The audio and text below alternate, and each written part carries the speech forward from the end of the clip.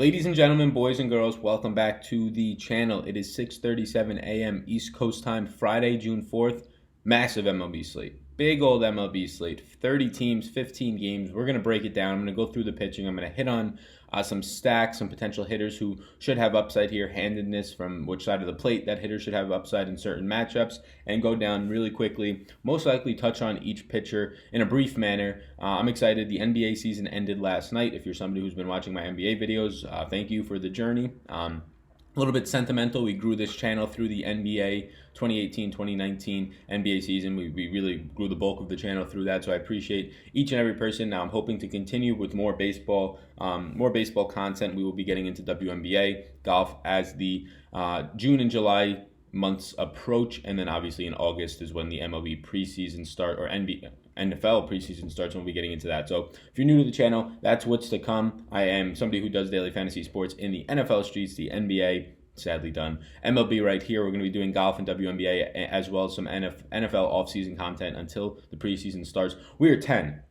Let me say that again. We are 10 subscribers away. Like 5 people unsubscribed overnight. I don't know what that was about. We are 10 subscribers away from 5,000. So if you're watching this video today and you're not subscribed, I want to give you that little extra push to subscribe. If you get any value from the video, hit the like button. I greatly appreciate it. If we can get to 5,000 today, that would be absolutely incredible. So if you can just take the extra 2 seconds to hit that red subscribe button, I greatly appreciate it. Other than that, I'm excited that I can go full force and focus more on the golf space, the MLB space, and to a lesser extent, really the WNBA space. So let's hop right into it, and we'll start at the top. Lots of pitchers, as there should be on a 15-game slate in the 10K or above range. Gerrit Cole starts us off at 11.9, a range where we've seen that really be the most expensive pitcher on the year. We just saw a couple days ago a $12,000 Chris Sale or Verlander, I believe. Now we see an 11.9 Gerrit Cole, and it doesn't get much better for Gerrit Cole. He's going to be pitching in Houston, which plays more favorable to hitters maybe, but really more so it's a neutral environment. He's going to be pretty much, if you take into account bigger sample sizes, and you're not going to look at Andrew Heaney's only his two starts so far. He has the best SIERA at a 2.58. He has a 5.9% walk percentage. That's pretty good. Striking out, his strikeouts are incredible stuff. Striking out 41.9% of lefties, 35.3% of righties, a 38.6% strikeout rate against today a team in Toronto that strikes out above league average at 25%. That does not have power in terms of being below league average. So now you're going to get Gerrit Cole. His downsides are that he can get blown up. He gives up power above average to both sides of the plate, a 196 to the left side, a 178 to the right side. So guys, in terms of one-offs, your Vlad Guerrero Jr.'s, your Rowdy Tellez, your Randall Grichuk, these guys in the middle of the Toronto lineup, I think that Cole's stuff favors more so Cole in terms of being dominant and dominating those batters, but they do have the upside to hit a one-off home run. So I think this is sort of the unique situation where Gerrit Cole, a guy who averages 6 innings per start, can go into the 7th and 8th inning here, get you 12 strikeouts, but give up 2 to 3 runs in the manner of 1 to 2 home runs, but still come out on top. He's a 300 favorite to win this game. So it's almost guaranteed when Vegas puts a baseball team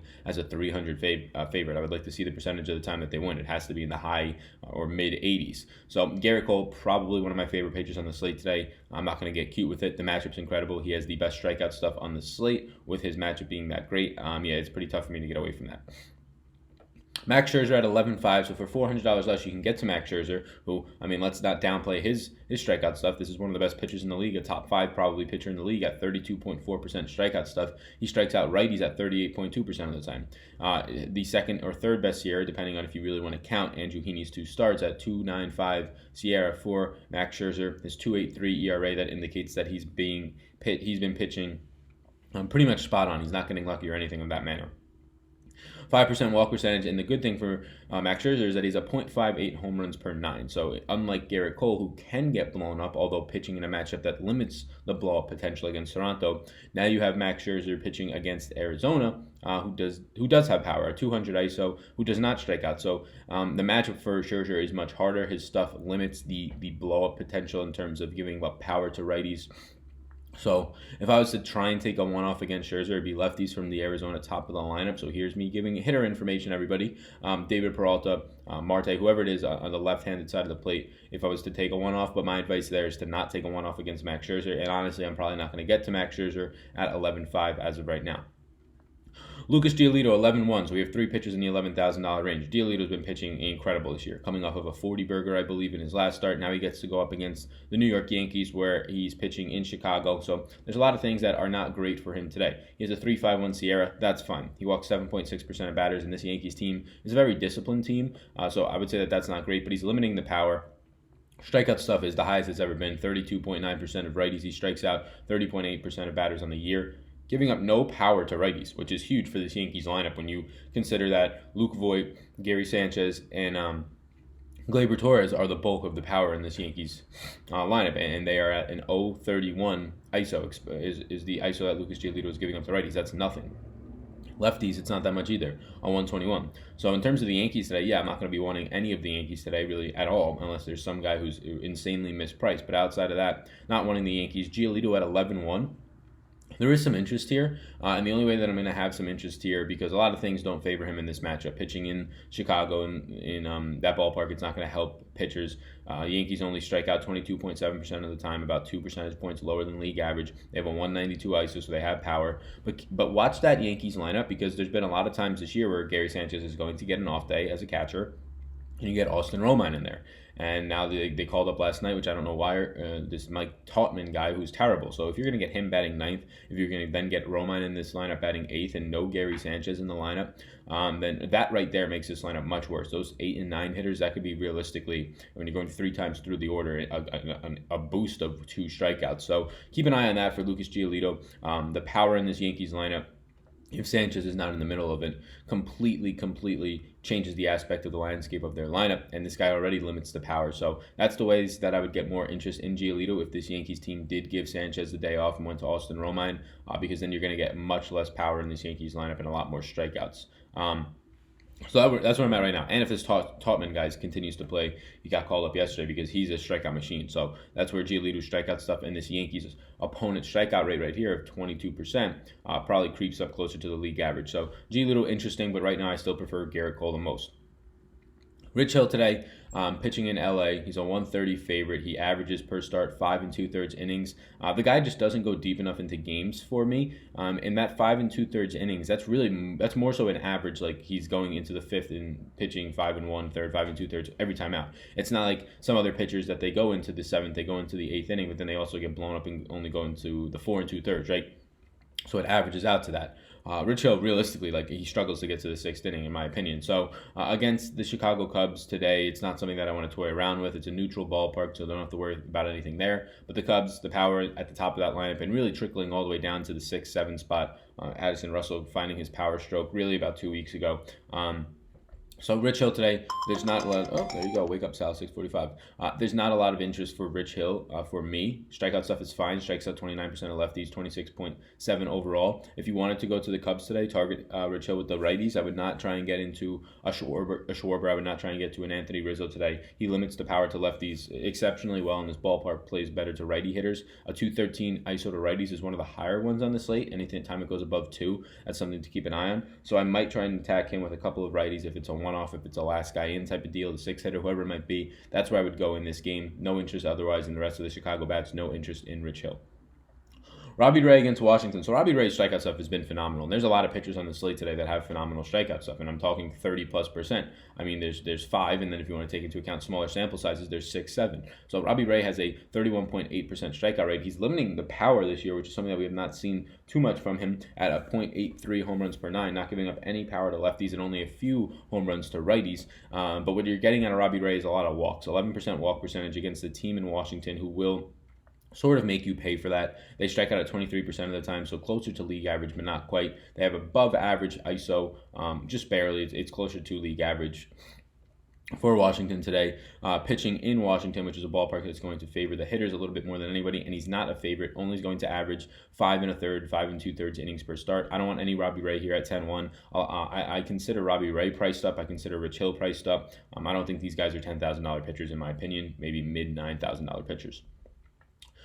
Blake Snell, $10,000 flat. So in theory, Blake Snell is too cheap today, just at his price point in a vacuum. But let's take into account his matchup, because the guy has a 34% strikeout rate. He strikes out both sides of the plate. He only gives up 1.13 home runs per 9. He has a 3.03 SIERA, which is very indicative of how he's pitching, and he's pitching very well. anytime you get anywhere near the low threes and then touching the twos like guys like Scherzer and Cole are, you know you're pitching extremely well. So Blake Snell today, the matchup is just not great. You're going up against a team that doesn't strike out, but here's the thing. If you wanted to take a chance on Blake Snell, he likely is going to be lower owned today due to the fact that he's facing the Angels, and they don't strike out. They strike out pretty much last in the league, or right around there with the Houston Astros. So in terms of only striking out 16.7% of the time, they still have decent ISO, a little bit of above ISO at a 177 ISO. So he has great strikeout stuff. They don't strike out. It's pretty much you're saying here who dominates who, and I think that they kind of cripple each other. I think Snell still gets his strikeouts, but maybe he only gets 5. And if he's only going to go 5 and 2/3 innings per start, well, this is an above average start in terms of it's a tougher start for him. So I don't think I get there as much at $10,000. So Blake Snell is interesting to me, but right now out of this 10K plus range, the only interest I have is Garrett Cole. I would have more interest in Lucas Giolito if you told me that the Yankees are going to be sitting Sanchez today for Austin Romine, and this Mike Taubman guy is still in the lineup. Then I get more interest there. Otherwise, no, the Yankees lineup is too powerful. I would not have any interest in the bats. You can give me Arizona one-offs from the left-handed side of the plate, but really I wouldn't go there either. And then righties from the Chicago Cubs lineup is somewhere that you can attack Rich Hill with. Otherwise, that's where I'm at right now. Don't want to attack Blake Snell and don't really want to pitch Blake Snell. Let's get into the 9K range where there's a couple of guys. I think there's only 2, or 3. Kyle Kendricks at 9,800. He's priced up in my opinion, and the matchup today against this Dodgers team that doesn't strike out and is one of the best power hitting teams in the league from really their 1 spot to like their 7 spot. I don't want anything here.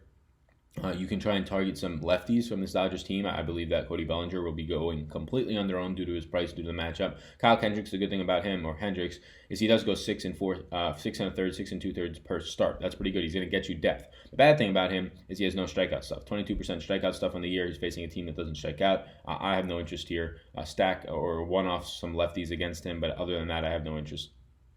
Kyle Gibson is the second largest favorite on the slate. Twins versus the Royals today. Big part of that is because his Royals are going to be facing a team, or his Twins are going to be facing a pitcher who absolutely just gives it up in terms of runs. Sierra does not does not strike batters out in Brad Keller. So Kyle Gibson is interesting today. You got 2 Kyles in a row, Hendricks and Gibson. Gibson, I do like. I like him a lot at 9,300. It's a tough price point to try and pair with a guy like Garrett Cole or pair with a guy like Lucas Giolito or any of those. It's really tough. He's a huge favorite today. His strikeout stuff is pretty good, 29.1% against righties, and you're going to get a lot of righties in this Royals lineup, of course, and really any lineup. 25.1% overall, so it gets drawn down against lefties. So he does struggle striking out lefties. He does struggle giving up power to the left-handed side of the plate. So give me some lefties from the Kansas City Royals here. Gibson would be sort of my second player in a pitcher-player pool of, say, 5 guys today. But the price point does make it hard to realistically pair him up with Garrett Cole. In terms of Gibson overall, the matchup is pretty good. The Kansas City Royals strike out below or right around league average. They have below league average power, and he's pitching in a ballpark today in Minnesota that is favoring pitchers the most so far on the year. Trevor Richards against Miami. Trevor Richards is actually going decent depth into the games. He's been a decent pitcher so far in terms of fantasy production. Now, his Sierra's a 4.89. That's not great. He has a 10.8. And it's fantasy production, meaning like when he's $5,000, he gets you like a nice start. Like that's it. I'm not saying anything else. But for a guy who has a 4.89 Sierra and has an 11% walk percentage, gives up hard contact, doesn't get ground balls, and for the most part doesn't strike guys out at 21.5%.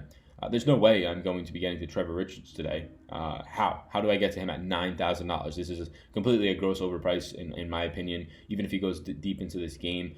This Pittsburgh team does not have the greatest ISO or power in the world. That is something, though, that they do have in the middle of their lineup with a Josh Bell, with a Polanco, with potentially not really a Melky Cabrera. But the thing is here that Trevor Richards is way too expensive. This should be a $7,000 pitcher. No shot. Andrew Heaney. So Andrew Heaney is an underdog today as he faces Tampa Bay. And his strikeout stuff has been phenomenal. 44% K percentage. Is this through 2 starts? Let's check on my guy Andrew Heaney here. I believe it's through 2 starts.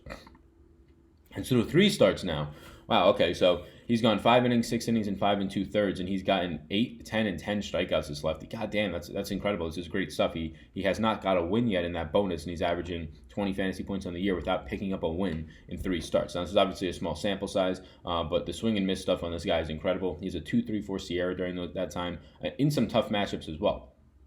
He does give up home runs, 3 home runs per 9, so pretty much giving up a few home runs a start as of right now. And really, per 9, he's only pitched, I guess you can say, 16 innings. So really, that's just 2 home runs, I imagine, is what he's given up. So or maybe even 3. So hard hit percentage is up. There's a lot of things in this small sample size for him that don't look great. And now you face a Minnesota team that strikes out around league average, and they have a little bit above league average ISO. I would attack him from the right-handed side of the plate, get all the righties you want from Tampa Bay, but at the same time, he is going to make my player pool, because a guy who can strike out 8 batters at a minimum in his 3 starts and 2 10s, coming off of two 10 strikeout games against tougher matchups, really, in some of those spots. Let me check this again. I just want to make sure that they were tougher matchups now that I'm saying this.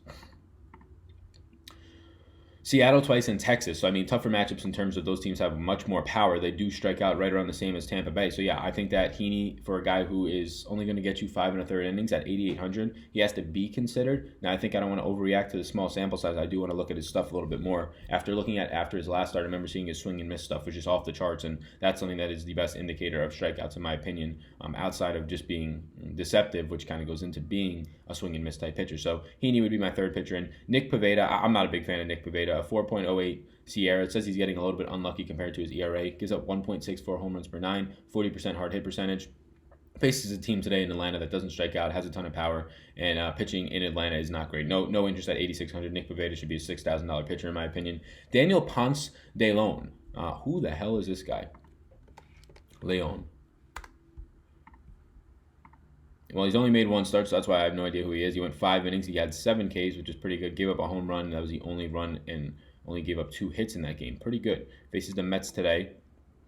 Not a bad start for the kid. So 8,400 for this guy. Look, I need to look more into him. 15% walk percentage. We can't look into his numbers at all because he had 1 start. So I want to see his swing and miss stuff. What we can do is look into the matchup. It does favor the pitchers, the ballpark, opponent ISO, things like that. The Mets are an average team. They're right around league average. So I lean to kind of, if people are going to flock to this guy at 8,400, which I doubt. Heaney's only $400 more. You have some guys right below him, and Eduardo Rodriguez, Erod. So yeah, I have no interest in Leon here. So last guy in the AK range is Erod. Going up against Baltimore today, he's a huge favorite, a 198 favorite. Baltimore does have pop, so let's not get this confused. They're approaching league average in terms of their power. They strike out around league average, and you're pitching now in Baltimore, which favorites batters. I don't want to get to Erod here. I think he'll be very popular at this price point of 8,000. Look, maybe he's my 3rd guy in. Or maybe he's my 4th guy in terms of my pitchers today, if you want to consider Heaney being in there for me. And there's a couple of things that you do like. You do like that he does have decent strikeout stuff against both sides of the plate. You do like the matchup to an extent. But I think I'm not going to go here due to ownership. I think people will flock to this $8,000 tag of Rodriguez, and I'm just going to stay away from it. Nothing here stands out to me, saying outside of him being a 198 favorite, nothing here for his stuff in his matchup makes me go, ooh, I need to get there at $8,000. No, it doesn't. So now let's go all the way to the bottom now that we got the top range out. So Jimmy Yacobinis, he's an opener, I believe, or something like that. He pitched 1 or 2 innings, so nothing there at 4,000. $4,600 Aaron Sanchez. Wow, is he cheap? Now he goes up against Houston today that doesn't strike out at all, that has a lot of power still, even with these guys out of the lineup. He has an 18% strikeout rate, and he averages 5 1/3-ish innings per start. At 4,600, he has to be at least thought about, right? The matchup is as bad as it gets in terms of who you're facing. They don't strike out. They have a ton of power. You don't strike players out, but you limit the power. So Aaron Sanchez is a guy that you want to get you 10 points today. Do I think he can get you 10 points today? Based on his strikeout stuff at 19% total, and really striking out more lefties than righties, which you're not going to get a ton of in this Houston lineup. He'd have to go 5 1/3 innings and really not give up any runs. So 4,600, it stays interesting to me, but not somewhere that I go to right now. Ryan Carpenter, the exact same deal. He faces a Cleveland team that is a lot easier of a matchup, but at least Carpenter, he does give up home runs. He gives up 2.73 per start. So give me all the Cleveland bats today. I'm sure they'll be cheap. I'm fine doing a full stack of the Cleveland bats. Cal Quantrill at $5,000 against Colorado, pitching in Coors Field. Yeah, there's no way you get there. There's no way you get there for a pitcher who has around an average or a little bit less than an average home run per 9 rate. The nice thing about this guy is that he does strike out 32% of righties, but I think, albeit in limited starts, let's see. Yeah, in limited starts. He's only pitched in 5 games so far. So a high strikeout rate against righties is actually really good to see. 32.5% against righties. That's great. And now you're facing a team in Colorado that they strike out around average, but there's no way I get here in Coors Field for a team for a pitcher who gives up a 318 ISO to lefties, and then pitching in Coors Field is only going to exemplify that for righties. So give me Colorado bats. It's going to be obvious based on the total. Jesse Chavez today, it was supposed to be Shelby Miller's start, but on Thursday they said Shelby Miller is going to the bullpen. Jesse Chavez, I imagine, is just going to be an opener today. Even if he's not, there's no interest at 5,000. So Marco Gonzalez, $5,300 today against Oakland. Oakland does not strike out. Oakland has power. Marco Gonzalez is literally the worst, or one of the top worst 2 strikeout pitchers on the slate. I'm not getting to Marco Gonzalez at $5,300. $5,800 Brad Keller today. He averages about 6 1/3 per start, but he just has the most brutal matchup on the slate today. The guy has no strikeout stuff at 15.6%. He only gives up 0.42 home runs per 9. So this Minnesota team that you usually like to stack for power, 243 power, 20% strikeout rate, they now bat in a ballpark that favors pitchers against a guy who just does not give up home runs. He limits it. He does give up walks. His SIERA is terrible at a 5.38. So I don't want to pitch Brad Keller either at 5,800. I would rather get some Minnesota mini stacks, but not full stacks, because this guy just limits the home run power, and you're playing in a ballpark that does as well. Jeff Hoffman, pitching on the other side in Colorado today, gets a matchup against these Padres. His ERA is an 8.06. Now he's completely getting unlucky with a 3.96 SIERA. Still not great. He gives up 2 home runs per 9. Gives up hard hit percentage. Doesn't get ground balls. He gives up fly balls. That's the worst combo. You're not getting ground balls. You're getting hit hard, and you give up fly balls. Well, there's your home runs. Gives up loads of power to the right-handed side of the plate.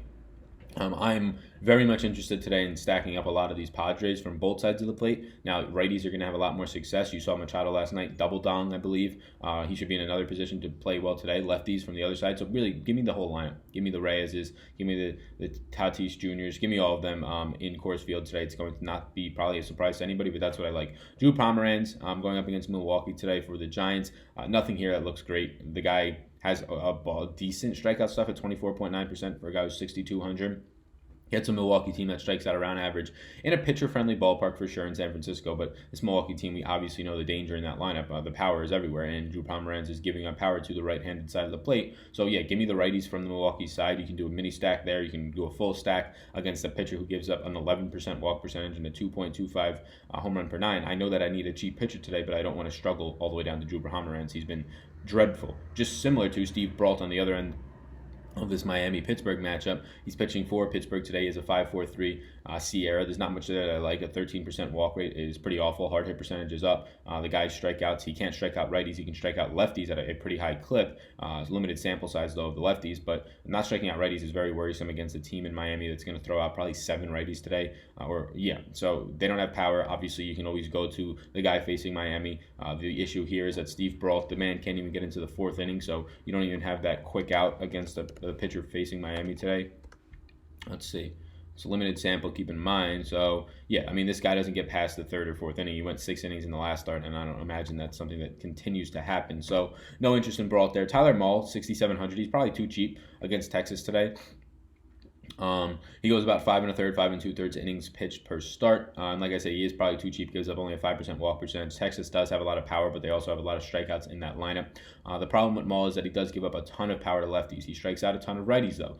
So Tyler Moll right now would be a pitcher who I'm interested in. I'd probably throw him as the 4th pitcher in. I'd put Garrett Cole, Kyle Gibson, Tyler Moll, and that's probably where I go. I'd probably leave it at that. I was going to say Andrew Heaney, but right now I won't. Getting into this mid-range where you're probably going to have to settle for pitchers, Zach Davies at $6,800 does go 5 2/3 innings per start, does have a fantastic matchup today against San Francisco. SIERA is terrible at a 5.08, doesn't strike out guys, 15.5% strikeout stuff. You're pretty much hoping for a safe start at Zach Davies today against a team that would allow that, in a ballpark that would allow that. He just has no upside at $6,800. I think we could find more upside. Max Fried all the way down to $6,900 after a few bad starts. He's too cheap. This is a pricing error. He should, even though he has had bad starts, he should be in the 7K range still. Excuse me. That tasted good. So Max Fried, I do believe he's too cheap. He would be my 4th player in my pool. Faces a Philly team that is no cakewalk. Pitching in Atlanta that is going to benefit the hitters today. Philly team that does not strike out a ton, has about around league average ISO. But Max Fried really, for the most part, limits the damage with a 1.13 home run per 9. That's not great, but that's not terrible. His strikeout stuff is not the greatest, but this is a guy who can go deeper into the games. He's been struggling over those last few starts. I do have interest in Max Fried as a guy that people probably run away from. So now we have a couple of pitchers left in truly the 7K range. And honestly, in the 7K range today, there's not much that I'm looking at and I'm getting excited. Chris Bassett at least goes deep into the games, but he offers nothing in terms of limiting power, in terms of having any strikeout stuff. So I would target Seattle lefties against Chris Bassett today. He gives up a lot of power there. CC Sabathia against the White Sox. So Sabathia is going 5 1/3 into the games, but he just gives up way too much home runs. He's giving up 2.41 home runs per 9, a lot of hard hit contact. Even this matchup against Chicago, it seems like all the bad teams today just have terrible pitching options going up against them outside of like Garrett Cole. So I'm not getting to Sabathia. Adam Foucault coming back, has pitched a few times, 5.7 innings pitched per start. This is the guy that I think you have to rely on, and I think this is the guy who becomes a very popular name today. Everything about this guy is terrible other than the fact that he's a favorite with a good matchup, and he goes deeper into the games than the other guys in this range. 5.17 Sierra is disgusting. Walks only 2.9% of batters. That's good, but he gives up 3.12 home runs per 9. And I believe he's only been pitched, 3 or 4 times since coming back? So he's only pitched 3 times since coming back, and he got hammered in the one game. So this game right here against Tampa Bay, where he gives up 4 home runs, this is sort of an outlier. It's going to drive up a lot of his negative numbers in terms of his Sierra, in terms of his home runs per 9, and that's something that we can definitely break down into and not just trying to erase, but also something to keep in mind when you're looking at a 3-start sample, and one of those he gives up 4 home runs out of his 6 total. It's going to spike this home run rate to a 3.12, which is something that you probably shouldn't look at. So he's a guy who does not have strikeout stuff, but he faces a team that does strike out and has absolutely no power. Guy backing up out there. So Foucault is a guy that I have interest in. Steve Matz is another guy kind of along those same lines. He just has more strikeout stuff. He's been limiting the damage, albeit in a larger sample. And he does have a decent matchup, but the team he's facing does not strike out in St. Louis. So I'd rather have Foucault today. So it's very tough on this 15-game slate. There's really not too many value pitchers. I almost lean to get Aaron Sanchez into my player pool because he's so cheap, and then just pay up on bats. Give me Garrett Cole, Aaron Sanchez. I hope Aaron Sanchez just doesn't go for -5. Give me 8 fantasy points, and I'll hope that the bats can get me there. So I like Garrett Cole. I like Giolito if the Yankees don't play Gary Sanchez and that middle of the order gets weaker, because he is good against righties. So if you give me another righty out of there, it's just more beneficial for Giolito. So that's the way, if this Yankees lineup looks a little weird today, I would go there. So really not in my player pool right now. So that's the interest there. That's the contingency. So Garrett Cole, Kyle Gibson are the two favorites on the slate for me today. Then I'm going to go to Andrew Heaney against Tampa Bay. I like this stuff that he's been throwing out there. Small sample size, he is getting hit, but he's also just striking the hell out of guys, which is the biggest thing in MLB. And he's $8,800. I would rather have an extra $500 and get me Kyle Gibson, who's been more reliable. So that's my third guy. Fourth guy is Adam Foucault, as I hold my nose and say that, mainly because of the matchup. I'm going to gloss over a lot of guys. Max Fried is a guy who's very fringy for me right now just due to the matchup, but his price point is too low in my opinion. He's very fringy. I'm not going to put Max Fried in there. I'm trying to give you 5.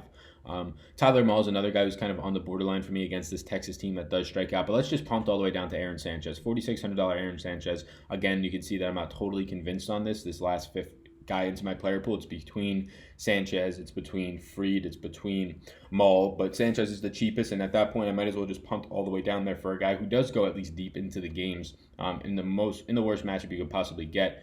Later in the day this might change. I might be all over the Houston bats depending on pricing, but that's where I'm at right now. Best of luck today, everybody. I hope you enjoyed this video. Give me 10 more subscribers, please. Peace out, gang.